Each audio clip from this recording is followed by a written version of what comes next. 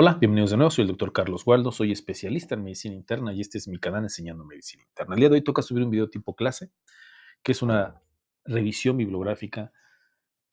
La resumo y se las presento a ustedes. Me gusta compartirla con ustedes y el día de hoy me gustaría que revisáramos una cuestión que nos encontramos de manera muy frecuente, sobre todo aquellos médicos que vemos pacientes hospitalizados, ¿no? Pisos de medicina interna, servicio de urgencias, terapia.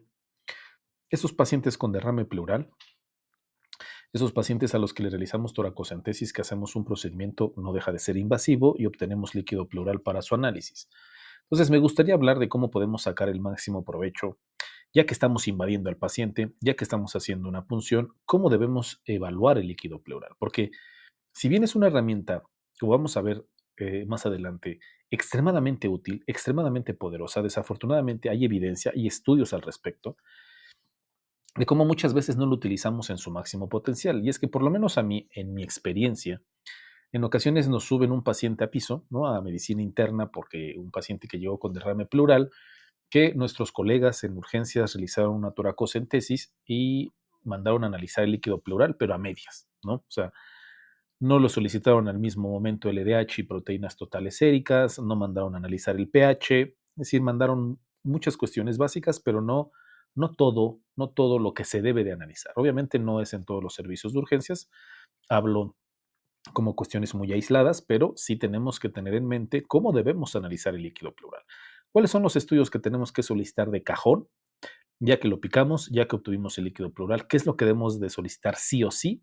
Y obviamente habrá otros estudios que tendremos que solicitar dependiendo del contexto clínico del paciente, de cómo lo estemos encontrando. Así que el día de hoy me gustaría platicarles y presentarles este marco práctico basado en una revisión de varios artículos para que la aproximación diagnóstica sea lo más eficiente y más certera cuando nos estemos enfrentando contra este tipo de pacientes. Pero, ¿por qué es tan importante hablar de esta situación? Bueno, pues el punto de partida pues es reconocer que establecer la causa de un derrame pleural puede ser un verdadero desafío clínico en algunas ocasiones. Habrá algunos pacientes en los que la clínica, los síntomas, pues nos gritan a todas luces por qué se está generando este derrame pleural o incluso solamente con observar el líquido al tomarlo nos orienta a un diagnóstico de manera muy fuerte, pero habrá algunos pacientes en el que el diagnóstico será un poco más complejo.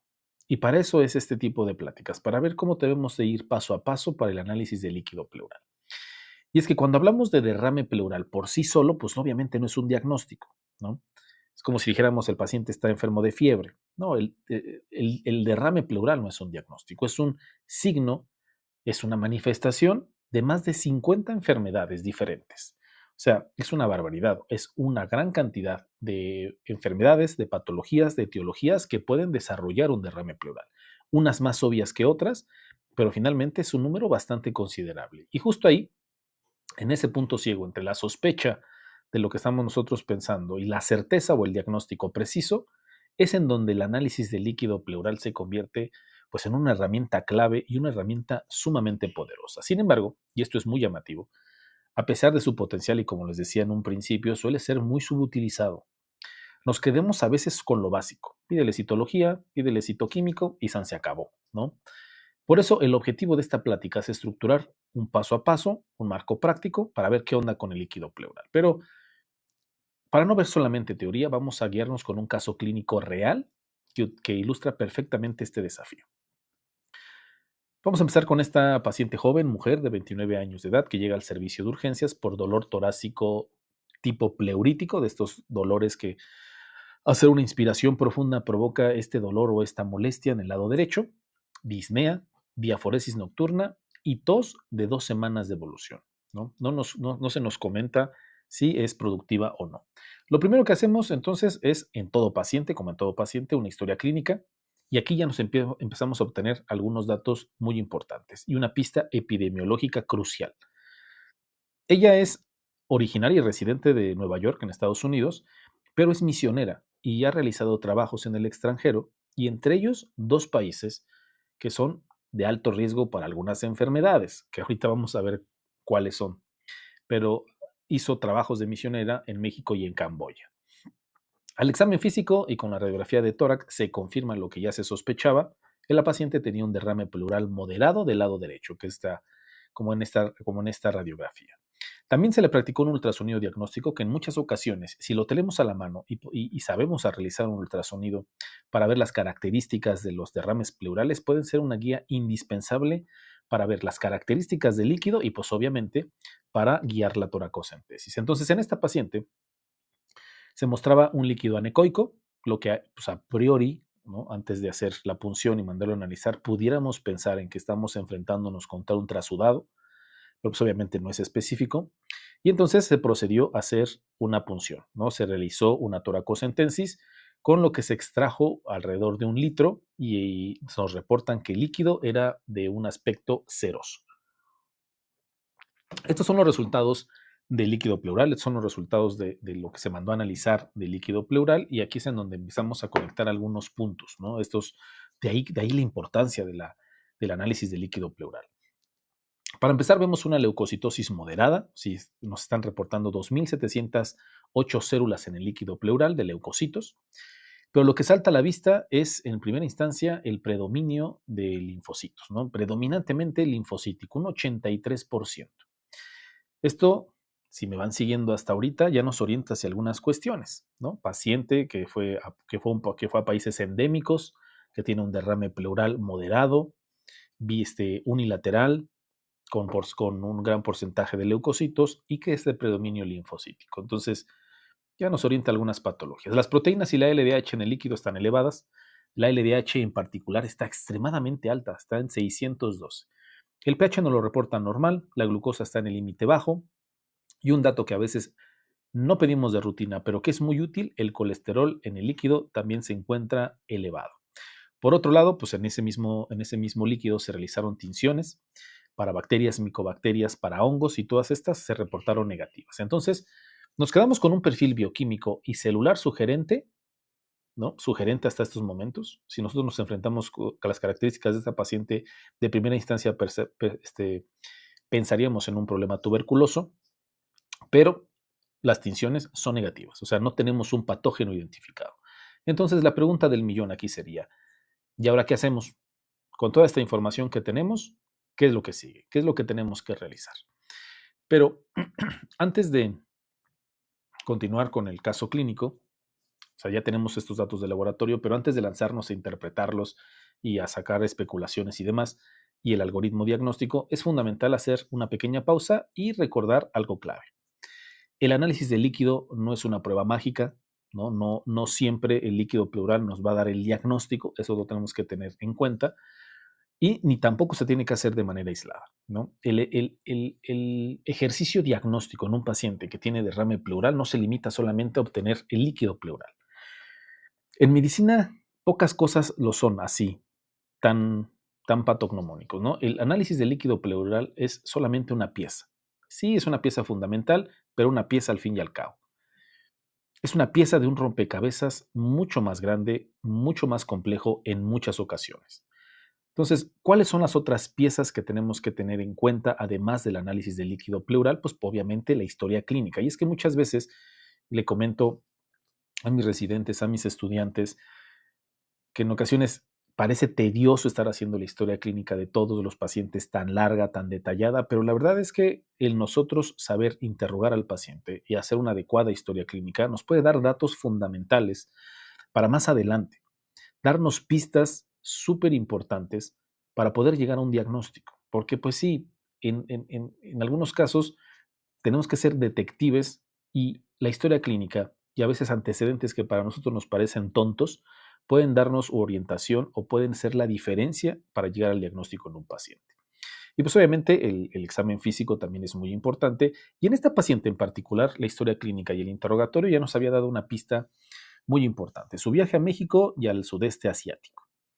Número 2, los estudios de imagen, ¿no? Radiografía, tomografía, si lo tenemos a la mano, el ultrasonido torácico, que es, pues, que se puede hacer en la cama del paciente, es mucho más rápido. Una persona familiarizada con la realización de ultrasonido en estas características pueden darnos mucha información, y sobre todo para ver, número uno, las características del líquido, y pues obviamente para realizar un procedimiento invasivo como es la toracocentesis de una manera mucho más segura. Entonces, solo cuando integramos todo esto, historia clínica, exploración física, estudios de imagen y análisis del líquido pleural, podemos armar el cuadro completo, podemos llegar al diagnóstico definitivo. Y hablando, pues obviamente, de integrar, esto nos lleva a una pregunta práctica muy importante. Siempre tenemos que hacer una toracocentesis, es decir, todo paciente al que nos enfrentamos con derrame pleural lo tenemos que picar. La respuesta es definitivamente no. Hay que tener sentido común y eso es algo que a veces se nos olvida. Si la causa del derrame es obvia por clínica, por sintomatología, más importante aún, si al iniciar un tratamiento empírico del derrame se resuelve favorablemente, podemos y debemos evitar el procedimiento. O sea, el ejemplo del libro de texto es el que el paciente que nos llega a la consulta o al servicio de urgencias con insuficiencia cardíaca descompensada, con disnea, ortopnea, edema de extremidades inferiores y además un derrame pleural bilateral, porque es lo característico de los pacientes que empiezan a retener mucho líquido, como los nefróticos, cardíacos, cirróticos, son derrames pleurales bilaterales. Bueno, en los cirróticos no, porque puede haber hidrotórax. Pero, por ejemplo, en los nefróticos y en la insuficiencia cardíaca, con derrame pleural bilateral en las radiografías, iniciamos diuréticos y mejora clínicamente y el derrame empieza a reducirse, pues en ese escenario clínico, pues sacar líquido, picarlo, exponerlo a un procedimiento invasivo, pues no nos va a dar mayor información, no nos va a agregar algo más. Entonces, solo vamos a exponer al paciente a un riesgo innecesario. Entonces, la toracocentesis deberá ser una herramienta dirigida y no un protocolo automático. Paciente con derrame, picamos. Paciente con derrame, picamos, porque no es la finalidad. Ahora, volviendo a nuestro caso, al caso clínico que les presenté de esta mujer de 29 años. Supongamos que habíamos pensado en algo infeccioso de primera instancia. O sea, algo infeccioso común, este derrame paraneumónico por una neumonía adquirida en comunidad, ¿no? Que es lo más frecuente. Sí, pero vemos el resultado del líquido pleural, vemos este predominio de linfocitos de un 83% y ahí ya no encaja.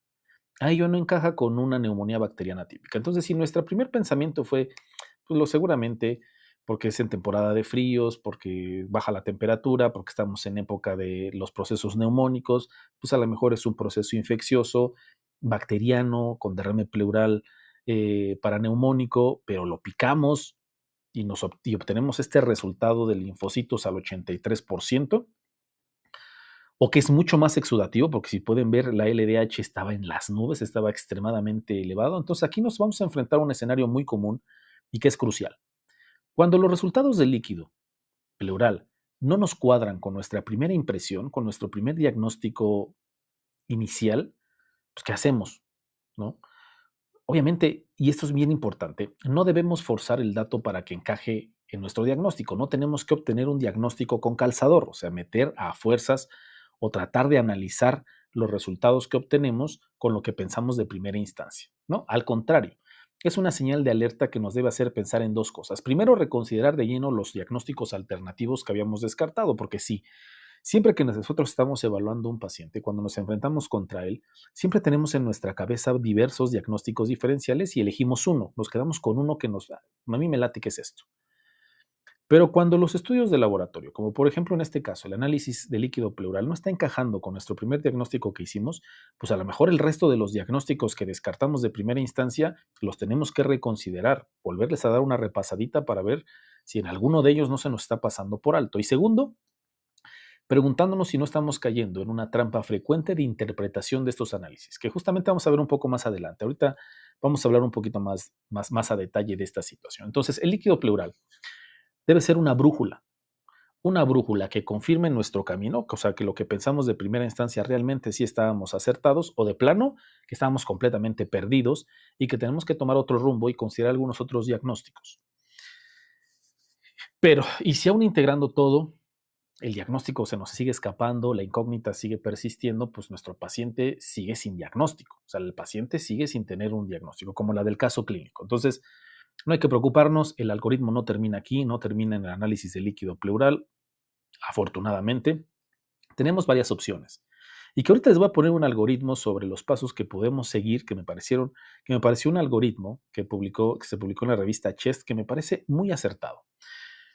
Entonces, si seguimos sin diagnóstico, si no sabemos qué es lo que está pasando con esta paciente, podemos, número uno, repetir la toracocentesis. A veces una segunda muestra, especialmente si es mucho más abundante, si obtenemos mayor cantidad de líquido, o si tomamos la muestra de algún otro sitio, pues quizá nos puede dar información nueva, como mandarlo a citología, a cultivos más sensibles, ¿no? Entonces, que no nos dé miedo realizar una segunda toracocentesis, tenemos que sentarnos y platicar con el paciente que la primera toracocentesis, que si bien es un procedimiento molesto, invasivo, pues que no obtuvimos los datos que necesitábamos y que necesitamos hacer una segunda toracocentesis para poder mandar a analizar la muestra a mucho más detalle y a muchos más estudios. O de plano podemos optar por una observación estrecha y finalmente está pues la biopsia pleural, ¿no? Sin embargo, aquí hay una nota de mucha cautela. Las biopsias pleurales, incluso las que están guiadas por imagen, por ultrasonido, tomografía, por lo que ustedes gusten y manden, pueden no ser diagnósticas hasta en un 40% de los pacientes. Y eso es un número bastante importante. 4 de cada 10 pacientes a los que se les haga una biopsia pleural puede que aún así nos quedemos sin diagnóstico. Sobre todo en aquellos pacientes con derrame por malignidad, por cáncer o pacientes con tuberculosis. Entonces, no es una panacea, no es un estudio 100% sensible, 100% específico y su indicación debe ser muy bien ponderada, analizar muy bien el caso clínico. Eso hay que tomarlo muy en cuenta. Y ahora sí, entremos de corazón al corazón del asunto. El análisis del líquido pleural en sí mismo. Este es el componente clave, la pieza central de la evaluación. Y sin embargo, y eso es bien importante, la literatura nos está comentando que el análisis detallado es muy descuidado por los médicos. De hecho, la bibliografía que le estoy poniendo en la diapositiva nos habla de análisis de líquido pleural descuidado, descuidando el análisis de líquido pleural. Muchas veces nos conformamos con lo básico, como en el caso que les comentaba al principio, de que muchas veces nos llega un paciente que llega con derrame pleural y el análisis de líquido de la toracocentesis que hicieron pues fue muy básico. Por lo que si nosotros vamos a hacer una punción, si ya vamos a picar al paciente, tenemos que repasar rápidamente todas las opciones que tenemos. Obviamente no todos los pacientes se les va a picar, no todos los pacientes les vamos a hacer toracocentesis y aquí están las excepciones de a quienes no tenemos que hacer la paracentesis, la toracocentesis y los casos donde incluso podemos pues, omitirla por completo. Ya vimos uno de los principales, que es la insuficiencia cardíaca. Ya a esto se suman los derrames pequeños o que están demasiado pequeños, que son menos de 1 centímetro, que son observados por ultrasonido. Los pequeños derrames ipsilaterales son una embolia pulmonar, tampoco pues está indicado, ¿no? Sobre todo si ya está diagnosticada la embolia pulmonar y cualquier trasudado con una causa clínica obvia y en tratamiento, como por ejemplo una cirrosis descompensada o un síndrome nefrótico. Este tipo de pacientes, pues obviamente pues no se les tendrá que hacer toracocentesis. Si nos estamos enfrentando con un paciente que tiene un derrame pleural bilateral, la pregunta aquí, y ya decidimos hacer una toracocentesis porque el diagnóstico no está muy bien establecido, no lo tenemos muy, muy claro, ¿cuál de los dos lados tenemos que picar? ¿En qué lado tenemos que puncionar? La regla general y el consenso en la literatura médica es que con muestrear un solo lado suele ser suficiente, a menos que pues lleguemos a sospechar que las causas del derrame pleural sean diferentes en cada hemitórax, ¿no? Que sería muy extraño, pero si ese es el caso, pues sí tendremos que picar los dos lados. Pero si no, ¿qué lado elegimos? Puncionamos el lado del derrame más grande o si hay una anomalía que podamos observar en el parénquima, ¿no? Como neumonía, una tumoración o una masa del lado en donde se encuentra la lesión, ahí es en donde vamos a picar. Y el ultrasonido torácico, otra vez, es un gran aliado aquí para tomar esa decisión. Viendo la ecogenicidad del líquido, viendo el parénquima subyacente, podemos basarnos en eso para tomar la decisión de picar un lado o picar el otro. Por eso es que es de vital importancia que nosotros ya empecemos a tener esta capacitación en la realización de ultrasonido al pie de la cama del paciente. No sería una mala inversión de tiempo y si acaso de dinero tomar algún curso o algo que nos ayude a realizar este tipo de ultrasonidos. Entonces llegamos a lo esencial. ¿Qué estudios pedimos de rutina? ¿Cuáles son los estudios que nunca nos deben de faltar? Habrá estudios que solicitaremos cuando, de acuerdo al contexto clínico del paciente, Pero ¿cuáles son los estudios que sí o sí debemos de realizar? A todos los pacientes a los que realizamos toracocentesis, ¿cuáles son esos estudios? Primero, los componentes de los criterios de Light, porque los criterios de Light es algo esencial. Y estos son la proteína y la LDH en el líquido, pero ojo, esto siempre tiene que ir acompañado, siempre, siempre de los niveles correspondientes de LDH y proteínas totales en suero. Y estos se tienen que tomar al mismo momento. Al mismo momento que hicimos la toracocentesis, en ese mismo momento también hacemos una punción para obtener esos valores en suero. Sin el suero, sin LDH ni proteínas totales en el suero, no podemos calcular los criterios de Light. O si son en diferentes horarios o son en diferentes días, podemos obtener resultados erróneos. Siempre se tienen que tomar al mismo tiempo. Segundo, el pH del líquido pleural debe ser de cajón. Este es un dato crucial, sobre todo para poder diferenciar un derrame paraneumónico complicado, ¿vale? Entonces, los LDH, proteínas totales y pH de cajón. Y ojo, el pH debe medirse en menos de una hora, o sea, si tomas la muestra, no debe de pasar más de una hora para hacer el análisis del pH de ese líquido y debe ser realizado en un gasómetro de sangre. Eso es de vital importancia. Porque pues obviamente si se nos retrasamos mucho, si quedó un poco de aire en la jeringa o incluso si quedó lidocaína residual, puede darnos resultados erróneos, alterar de manera considerable el resultado. Y tercero, el conteo celular con diferencial, ¿no? Los leucocitos y cuál es la diferencial de los leucocitos, que por ejemplo en la paciente que ya vimos o en el caso clínico que les presenté, son leucocitos elevados con expensas de linfocitos. Pero no nos debemos de quedar solamente con lo rutinario. Según la sospecha y el cuadro clínico del paciente, pues debemos optimizar el envío de la muestra, sobre todo para aumentar el rendimiento. Si pensamos, por ejemplo, en una infección bacteriana, un paraneumónico, y estamos buscando la etiología a la mejor de la patología, debemos inocular por lo menos 10 mililitros de líquido directamente en un frasco de hemocultivo. Esto va a mejorar mucho el rendimiento microbiológico, comparado a que si solamente lo mandamos con un tubo estéril. Si estamos pensando en un proceso infeccioso bacteriano, a lo mejor atípico o no atípico, pues realizar esta muestra en un frasco de hemocultivo hará la diferencia. Si sospechamos, por ejemplo, en tuberculosis, hay que enviar para baciloscopía y cultivo específico para micobacterias. Sí, el rendimiento va a ser muy bajo, menos del 30%, y podemos tardar hasta 8 semanas en que nos den un resultado, pero es una pieza más del rompecabezas y no podemos pasarla por alto. Sí, su rendimiento es muy bajo, pero es parte del rompecabezas y de todo lo que estamos solicitando para el protocolo de estudio del paciente. Por ejemplo, si nosotros estamos sospechando en malignidad, si todo a claras luces es un paciente con algún proceso maligno o de cáncer, con que nosotros enviemos entre 50 y 75 mililitros de líquido para citología es suficiente. Durante muchos años se pensó que entre mayor cantidad de líquido enviáramos, mejor, que había mayor probabilidad de encontrar células malignas. Los estudios que les estoy poniendo al pie de la diapositiva ya nos dicen lo contrario. Nos dicen que con tan solo mandar entre 50 y 75 mililitros para la citología es más que suficiente. Y si estamos pensando en mandar estudios moleculares, que hoy en día son una herramienta bastante útil y mucho más aplicada, con enviar una muestra de 20 mililitros es más que suficiente. Y hablando solamente de sospechas, al ser un país endémico México, no podemos dejar de mencionar un biomarcador clásico, la adenosina desaminasa, o también por sus siglas HELADA, en el líquido pleural. Se ha usado durante muchísimos años, es un marcador para la tuberculosis pleural, pero aquí viene una advertencia muy importante. La ADA también se eleva en algunas otras condiciones y tenemos que tenerlas en cuenta cuando solicitamos este estudio. Se puede elevar en aquellos pacientes con derrames malignos, en aquellos pacientes con empiemas y en pacientes con artritis reumatoide. Entonces, la interpretación de este resultado va a depender mucho de la prevalencia de la tuberculosis en la población en la que nos encontremos, porque, por ejemplo, en zonas que no son endémicas, por ejemplo, en el norte de Europa o en algunos otros países en el que la tuberculosis no es un principal problema, los niveles de ADA menor a 30 tienen un valor predictivo negativo altísimo, 99%.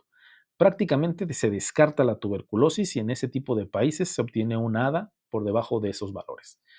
Pero en una zona endémica, como muchos de nuestros países de Latinoamérica, entre ellos México, ningún punto de corte la excluye de forma tan confiable. O sea, no tienen un valor predictivo negativo en zonas endémicas.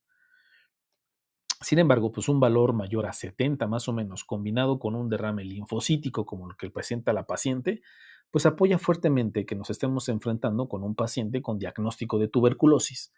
Entonces, el ADA sigue siendo una herramienta muy importante en aquellos pacientes en los que estamos sospechando de esta patología, ¿vale? Y bueno, ese es el diagrama de flujo que les comentaba al principio de la plática. Me parece que integra muy bien la clínica, los estudios básicos, o sea, resume y estructura en este diagrama de flujo lo que les he venido platicando hasta el momento. Vamos a revisarlo poco a poco y paso a paso. El punto de partida, el disparador de todo esto, pues es obviamente que nosotros encontremos líquido pleural o derrame pleural en algún estudio de imagen, radiografía, ultrasonido, lo que ustedes gusten y manden. Este es nuestro paciente cero en el algoritmo. A partir de aquí, la primera pregunta es crítica. ¿Realmente necesito una toracocentesis? Tenemos que analizar primero eso. Ya estamos frente a un paciente que le realizamos un estudio de imagen o que por cualquier estudio de imagen encontramos un derrame pleural. La primera pregunta es, ¿necesitamos picar ese derrame? Y si el algoritmo nos dice que no la necesitamos, si incumple alguna de estas condiciones. Primero, si el derrame es muy pequeño, menor a 1 centímetro, y si tiene una causa transudativa obvia, como por ejemplo la insuficiencia cardíaca, como ya vimos, con derrames bilaterales, con la sintomatología propia de una insuficiencia cardíaca y que mejora con diuréticos, pues obviamente a esos pacientes pues no lo vamos a picar. O segundo, si es un derrame pequeño que se asocia con embolia pulmonar ya diagnosticada, como les había comentado previamente, tampoco habrá necesidad de darle piquete. Solamente seguimos, damos tratamiento y observamos, ¿vale? Si la respuesta es no, es decir, que nuestro derrame no cumple estas excepciones y sí cumple criterios para toracocentesis, como en el caso de la mujer que les puse, que era moderado y que la causa todavía no estaba muy claro, sobre todo por las tinciones que se mandaron a hacer, todavía no tenemos claro el diagnóstico, entonces sí procedemos al enfoque diagnóstico, que es la toracocentesis. Y entramos en la fase donde ya tenemos que analizar el líquido pleural. Y aquí el algoritmo nos plantea dos atajos posibles. Primero, ¿es un derrame patognomónico? ¿A qué me refiero con esto? Si los resultados son tan característicos que dan el diagnóstico de inmediato, si no necesitamos más, por ejemplo, pues un líquido purulento, por ejemplo. O sea, a todas luces es un empiema. No necesitamos mayores estudios. A ese paciente tenemos que tratarle el empiema. O si, por ejemplo, al obtener el líquido pleural vemos un líquido lechoso, claro, que a todas luces pareciera un quilotórax, pues también ya es muy, muy, muy patognomónico las características macroscópicas. O si en la muestra que mandamos nos da una citología positiva para células malignas, pues ya, sí, aquí el camino termina aquí, el diagnóstico está establecido, no necesitamos hacer muchos más estudios. Y aquí les pongo algunas de las condiciones que pueden generar derrame pleural y que el análisis del líquido puede ser bastante preciso en diagnosticar este tipo de patologías. Y la segunda pregunta, y la más común es, ¿los resultados del análisis de líquido pleural son consistentes con la impresión clínica inicial? O sea, con lo que yo estaba pensando, el diagnóstico que yo estaba pensando al principio, ¿sí correlaciona con el líquido pleural que obtuvimos? En otras palabras, ¿sí encajan las piezas del rompecabezas? Si la respuesta es sí, o sea, por ejemplo, sospechamos una infección y encuentro un exudado con neutrofilia y cultivos positivos, pues entonces, pues hasta aquí, ¿no? Hasta aquí llega el algoritmo diagnóstico, tenemos un diagnóstico global sólido y pasamos al tratamiento específico o al tratamiento que el paciente necesita. Pero si la respuesta es no, o sea, estamos en un punto crucial de reflexión en el algoritmo y es exactamente donde podría estar el caso de la paciente que les presenté. La paciente tiene un perfil linfocítico, claramente linfocítico, 85%, y también bioquímicamente que es muy sugerente o a tuberculosis o a linfoma, pero las tinciones son negativas. Entonces, no cuadra del todo con una infección bacteriana simple. Entonces, el algoritmo no nos deja así a ciegas. Nos obliga a hacer una pausa y nos da varios puntos que tenemos que analizar. Número uno, debemos de repasar la historia. Omitimos algo, algo se nos pasó, algo no interrogamos. Porque, pues, por ejemplo, en este caso, el antecedente de viaje a zonas endémicas de tuberculosis aquí cobra una fuerza mucho más importante. Buscar trampas en la interpretación. A lo mejor el pH se midió bien, la muestra del análisis de la muestra se realizó justo dentro de la hora. La muestra del ADA sí realmente se mandó, no se mandó, no está bien, no está bien analizada. ¿Podría ser un linfoma? Es la segunda pregunta que nos tenemos que hacer. Y número 3, pensar fuera de la caja. O sea, podría ser una enfermedad reumatológica o una infección fúngica atípica. Es decir, esos diagnósticos que no pensamos en un inicio, que no los tomamos en cuenta, pues echarnos un clavado para ver si es una causa mucho menos común, mucho menos frecuente, pero que pudiera estar explicando el cuadro clínico y el derrame de nuestra paciente. Si después de este ejercicio de reevaluación, de que ya pensamos y hicimos esas 3 tareas que nos comenta el algoritmo, que es como en el caso clínico de esta paciente, entonces el algoritmo nos presenta 3 opciones. 3 opciones que ya les había comentado, pero que se las repito. Repetir la toracocentesis.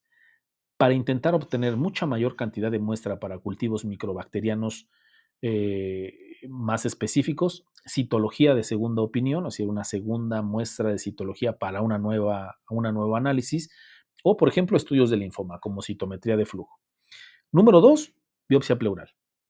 El siguiente paso invasivo, recordando obviamente sus limitaciones, hasta 40% no es diagnóstica, eso es importante que lo tomen en cuenta, pero realizar biopsia pleural.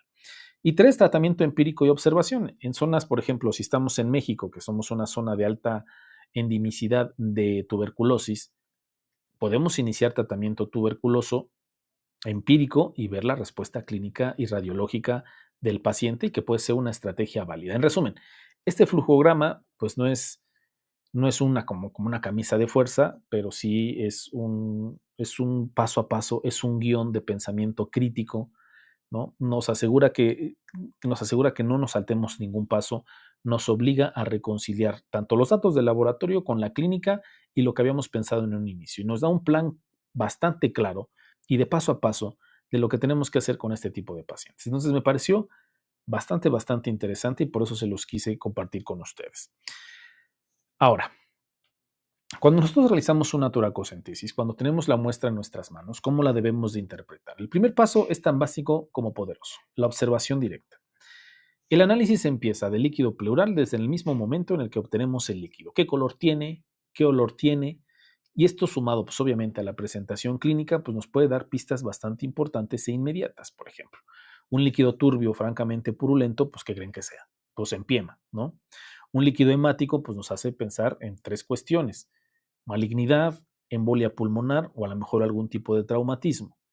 Uno que tenga un líquido que tenga un olor fétido muy penetrante, pues casi es patognomónico de una infección por anaerobios.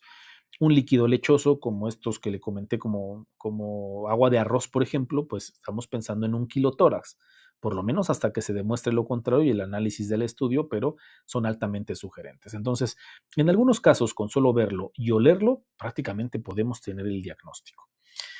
Si no es uno de esos casos, si no es uno de esos casos patognomónicos en los que de primera instancia la observación macroscópica nos da el diagnóstico, el paso analítico, tenemos que hacer el paso analítico formal, clasificar el derrame como trasudado o exudado. Y esto es bien claro necesito que quede bien claro, esto no es un trámite de laboratorio. Es una clasificación fisiopatológica fundamental que nos dice si el problema es un desbalance de las presiones hidrostáticas, por ejemplo, un trasudado, o un aumento de la permeabilidad capilar, o de plano un proceso inflamatorio o un exudado. Entonces, y para hacer esta clasificación, la herramienta universal son los criterios de Light. Es crucial entender que esta clasificación no nos va a dar el diagnóstico final, o sea, no nos va a decir cuál es la patología que está causando el derrame pleural, pero sí es uno de los filtros más importantes. Nosotros es como llegar a una encrucijada. Cuando nosotros estamos analizando a un paciente con derrame pleural, esta es la encrucijada que vamos a encontrar que nos va a desviar hacia ciertos diagnósticos que nos dan el trasudado o hasta ciertos diagnósticos que nos dan el exudado. Y con esa simple encrucijada podemos descartar muchos diagnósticos. Por eso son tan importantes los criterios de Light, son el estándar de oro y por eso me gustaría repasarlos rápidamente con ustedes. Requieren sí o sí, entonces, como les había comentado, tener los valores de proteína y LDH en el líquido pleural, pero también en el suero, tomados en el mismo momento. El derrame se clasifica como exudado si cumple al menos uno de estos 3 criterios que les estoy poniendo. Primero, si la relación de proteínas, es decir, proteína en líquido dividido con proteína en suero, es mayor a 0.5. Segundo, si la relación LDH en líquido dividido entre LDH en suero es mayor a 0.6. Y tercero, si la LDH absoluta en el líquido pleural es mayor a 2/3 del límite superior normal de la LDH sérica en el laboratorio. Entonces, tiene que cumplir por lo menos uno de estos criterios para que nosotros definamos si realmente es un exudado. Y estos criterios de Light se han utilizado durante muchísimos años. Desde que yo era estudiante se utilizan estos criterios de Light. Hay varios estudios, hay muchas críticas al respecto, pero seguimos utilizando estos criterios. ¿Por qué? Por una simple y sencilla razón, por su rendimiento. Tiene una sensibilidad altísima, tiene una sensibilidad del 98%. Esto significa que rara vez se nos va a pasar un exudado. Es muy difícil que se nos pase un exudado. Y esto es clínicamente crucial porque los exudados son los que suelen necesitar intervenciones específicas e intervenciones muchas veces agresivas, una biopsia por cáncer, un drenaje por empiema, etcétera, etcétera. Entonces, preferimos sobrediagnosticar un exudado a que se nos pase por alto, a que perdamos un exudado. Aunque, y es importante, el precio de esa alta sensibilidad, del 98% de sensibilidad, es que nos da una especificidad bastante moderada, si no es que baja, alrededor del 72%. Esto significa que casi el 30% de los trasudados van a ser clasificados erróneamente como exudados, eso que se conocen como falsos exudados. Pero además hay otra trampa. Hasta el 10% de los derrames malignos pueden presentarse como trasudados, sobre todo si el paciente presenta alguna otra condición que genere un derrame por trasudado, como por ejemplo la insuficiencia cardíaca. Entonces, esos son las limitaciones o los problemas de los criterios de Light.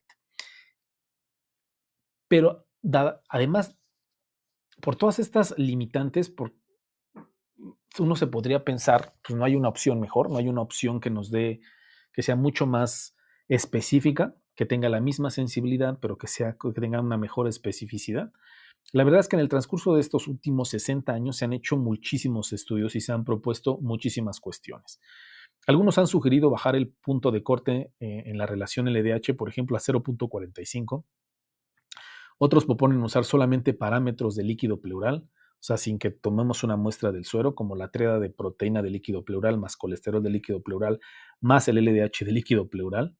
Incluso se han intentado integrar el juicio clínico con análisis bayesiano. O sea, se han intentado o se han propuesto diferentes opciones en lugar de los criterios de Light, pero la verdad es que la conclusión sigue siendo la misma. Tras todas estas décadas, ninguna de estas alternativas ha demostrado una precisión diagnóstica superior a los criterios originales de Light. Por lo tanto, a pesar de todas las imperfecciones que pueda tener los criterios de Light, sigue siendo hoy por hoy el estándar inicial para clasificar el derrame pleural. Son nuestro punto de partida obligatorio y que tenemos que realizarle a todos los pacientes. Ahora, entremos en detalle con cada una de las categorías. Empecemos por los trasudados, que fisiopatológicamente surgen por un desbalance de las presiones, ¿no? O sea, esto es muy básico. Hay un aumento en la presión hidrostática, como por ejemplo en la insuficiencia cardíaca, o una disminución en la presión oncótica, como por ejemplo en las pacientes que están cursando con síndrome nefrótico. Y las dos causas absolutamente principales, o sea, la que nos vamos a enfrentar con mucho mayor frecuencia son aquellos pacientes que tienen insuficiencia cardíaca y pacientes con cirrosis. Y el líquido o los hallazgos en el líquido por lo general suelen ser muy típicos. Es un trasudado paucicelular, o sea, menos de 500 células, bajo en proteínas, menos de 3 gramos sobre decilitro, bajo en colesterol, menos de 45 miligramos sobre decilitro, y un dato muy interesante es que el pH suele ser un poco más alcalino que el pH que nosotros encontramos en el suero. Y un hallazgo que puede llegar a orientarnos, ¿no?, en aquellos pacientes con hidrotórax, o sea, una proteína de líquido pleural menor a 1 gramo por decilitro, sugiere fuertemente que ese líquido viene de un espacio extravascular, por ejemplo, la citis que migró hacia el tórax en aquellos pacientes con cirrosis que están teniendo un hidrotórax.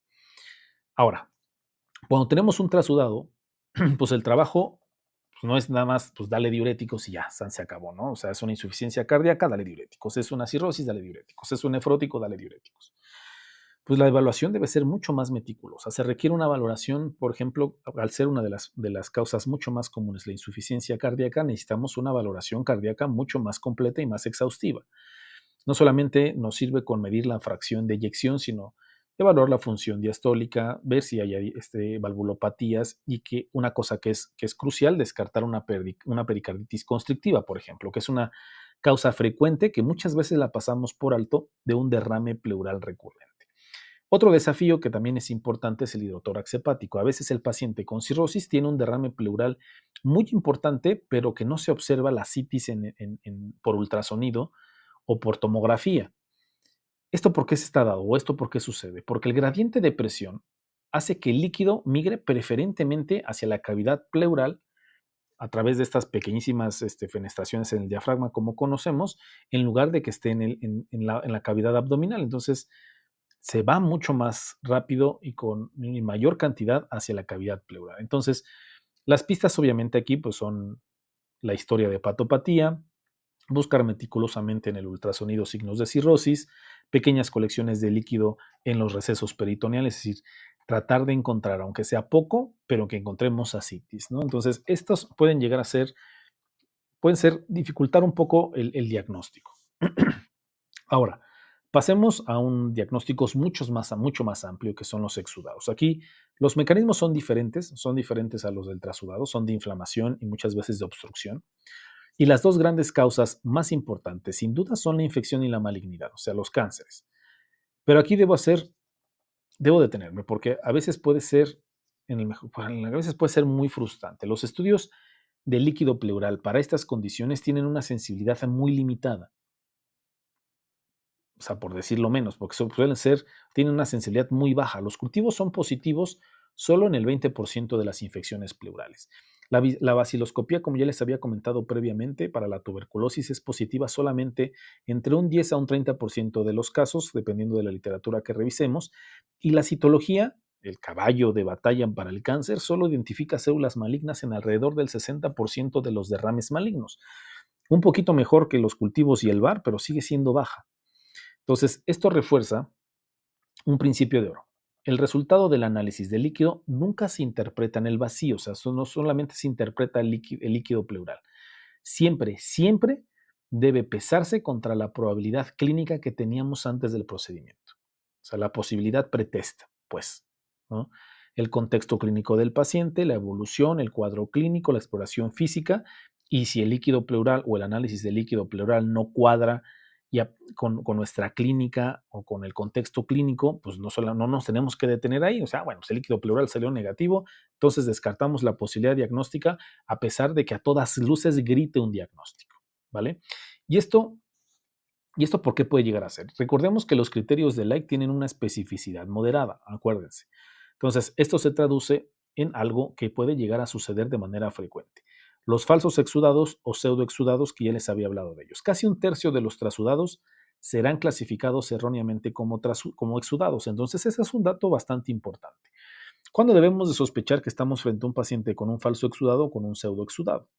En tres escenarios prácticamente. Primero, en pacientes en tratamiento con diuréticos, porque pues obviamente al absorber agua del espacio pleural se concentran las proteínas que se encuentran ahí y pues obviamente nos puede dar un exudado cuando realmente es un trasudado. Segundo, en una toracocentesis traumática o que haya mucho o que sea muy hemática, porque pues la hemólisis de los glóbulos rojos obviamente va a liberar LDH falsamente y va a elevar el valor y vamos a pensar que estamos frente a un exudado. Y tercero, en pacientes poscirugía cardíaca. Si la clínica grita insuficiencia cardíaca, pero Light dice exudado, ¿qué hacemos? Tenemos algunas herramientas de rescate. El gradiente de albúmina entre suero y líquido pleural mayor a 1.2 va a sugerir fuertemente que es un trasudado verdadero. Por ejemplo, si tenemos un ProBNP-NT sérico mayor a 1500, pues es muy sugestivo también de falla cardíaca como causa. Entonces, tenemos que tener en cuenta también esa situación. Si la clínica y si el contexto clínico no cuadran con el análisis de líquido pleural, tenemos que ponernos a pensar y tener en cuenta que probablemente nuestro paciente está cayendo en esta trampa, en los falsos exudados. Y pues la interpretación puede ser aún más matizada, porque existen los exudados discordantes. Unos son discordantes en proteína, es decir, la proteína está alta, pero la LDH es normal, y esto se ve en trasudados bajo efecto de los diuréticos o en pacientes que tienen inflamaciones leves. Otros son discordantes el LDH, si la LDH está muy alta, pero la proteína es normal, y esto puede verse en algunas proteínas o en algunos tumores. Y para terminar, un dato muy importante es que hasta en un 30% de los casos el derrame tiene más de una causa y esto hay que tomarlo muy en cuenta también. Obviamente, dentro de las combinaciones más frecuentes son aquellos pacientes con insuficiencia cardíaca más una infección pleural. Entonces, una regla práctica muy útil es que cuando existe un mecanismo, o sea, si tenemos un paciente que tiene una causa que está generando trasudado y otra causa que genera exudado, los criterios de Light por lo general van a clasificarlo como un derrame como trasudado, porque obviamente el componente de presión hidrostática suele generar más volumen de líquido que el componente inflamatorio. Entonces, si nos estamos enfrentando con un paciente que tiene dos posibles causas, como en el caso que les dije de insuficiencia cardíaca, y aparte tiene un proceso infeccioso, es muy probable que los criterios de Light nos lo pongan como trasudado, ¿vale? Y pues bueno, antes de cerrar nuestro caso, hay una cuestión que me gustaría tocar, que son los líquidos de origen extravascular. Son un grupo de derrames que representan pues, cierto desafío porque, como su nombre lo dice, no vienen de los vasos sanguíneos de la pleura. Son pocos frecuentes, no nos vamos a encontrar mucho con ellos, pero son importantes que los sepamos porque suelen recurrir. Son derrames pleurales recurrentes y que son difíciles de manejar. La clave aquí es entender que drenarlos, o sea, que picarlos para hacer una toracocentesis evacuadora, solo sirve como paliación transitoria. La solución definitiva requiere intervenir sobre la causa de fondo, sobre lo que lo está generando. ¿Cuáles son las causas que pueden generar este tipo de derrames? Fístulas, migración de un catéter o una comunicación anómala. O sea, pueden presentarse como trasudados, como el urinotórax, o como exudados, como un quilotórax, o como una fístula esofágica. Entonces, también tenemos que tomar en cuenta estos derrames pleurales de origen extravascular. Y pues bueno, ahora sí, ¿qué pasó con la paciente del caso clínico? Integramos todo lo que tenemos hasta ahorita. Su análisis de líquido pleural nos dio un exudado linfocítico marcado, más del 80% de linfocitos, con relaciones de proteína y LDH muy elevados, es decir, un exudado. Esto nos llevó a un diagnóstico diferencial de 4 posibilidades: artritis reumatoide, tuberculosis, sarcoidosis o linfoma. Pero la pieza que encaja perfectamente pues es su contexto clínico. Este viaje a zonas endémicas. Este viaje a zonas endémicas con tuberculosis más un derrame pleural linfocítico, con esta sospecha clínica respaldada por el laboratorio, se decidió realizar lo que comenta el algoritmo, una biopsia pleural por toracoscopía. Y el resultado fue granulomas necrotizantes y una prueba de amplificación de ácidos nucleicos positiva para Mycobacterium tuberculosis. Esta paciente inició tratamiento antituberculosis, tuvo una resolución completa del derrame y de los síntomas que presentaba, y entonces este caso es un ejemplo perfecto de cómo el contexto clínico del paciente, integración de la historia clínica, análisis del líquido pleural, que estén bien interpretados, nos guía al diagnóstico de manera bastante precisa. Entonces, ¿qué es lo que tenemos que pensar? ¿Cuál es el flujo de trabajo que debemos llevarnos a casa? Es un proceso de varios pasos. Número uno, integrar. Nunca vean el líquido pleural como un dato aislado. Siempre tenemos que ver el contexto clínico. Número dos, clasificar. Usen los criterios de Light como su filtro inicial universal. Son muy importantes, siguen siendo vigentes y se deben de utilizar sí o sí. Paso 3. Caracterizar, es decir, analizar el diferencial. Solicitar las células, el porcentaje de células, si son linfocíticos, si es neutrófilos, ver el pH, la glucosa, biomarcadores como el ADA, sobre todo en el país de México, que sigamos siendo un país epidemiológicamente con una enfermedad bastante prevalente, necesitamos seguir solicitando ADA. 4. Dirigir, optimizar el envío de las muestras. Inocular en hemocultivos, si por ejemplo estamos pensando en un proceso infeccioso, mandar un volumen adecuado, 50-75 mililitros si estamos pensando en un proceso maligno. Número 5, interpretar con mucha cautela los resultados conociendo los límites del líquido pleural que ya les comenté.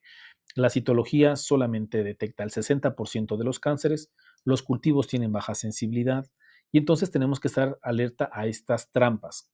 También igual a los falsos exudados, por ejemplo, por el uso de diuréticos, que es un medicamento que se utiliza muy frecuentemente por las diferentes patologías que pueden generar los trasudados. 6. Escalar. Si la duda persiste, debemos de tener un plan. Segunda toracocentesis, biopsia pleural, tratamiento empírico guiado con vigilancia, etcétera, etcétera. ¿no? Entonces, en resumen, y el mensaje más importante es este. El análisis sistemático y exhaustivo del líquido pleural es indispensable en este tipo de pacientes con derrame pleural. La subutilización o una interpretación que nos apresuremos a interpretar o que queramos meter a calzador los resultados de un determinado líquido pleural para un diagnóstico que habíamos pensado no es lo correcto, no es lo que debemos hacer, nos puede llevar a errores diagnósticos y peor aún, a procedimientos invasivos innecesarios en nuestros pacientes. Y entonces, se vienen muchas cosas en el futuro, ¿no? Medicina de precisión, genómica, biomarcadores personalizados, la inteligencia artificial analizando patrones en el líquido pleural, pero por más avanzada que sea la tecnología, el pilar fundamental de todo diagnóstico seguirá siendo, era y seguirá siendo la integración de los datos del laboratorio con una historia clínica bien tomada y un pensamiento crítico agudo. Y pues nada, pues muchísimas gracias por acompañarme en esta plática, por esta revisión bibliográfica. Espero que estos conceptos les sean de mucha utilidad en su práctica diaria.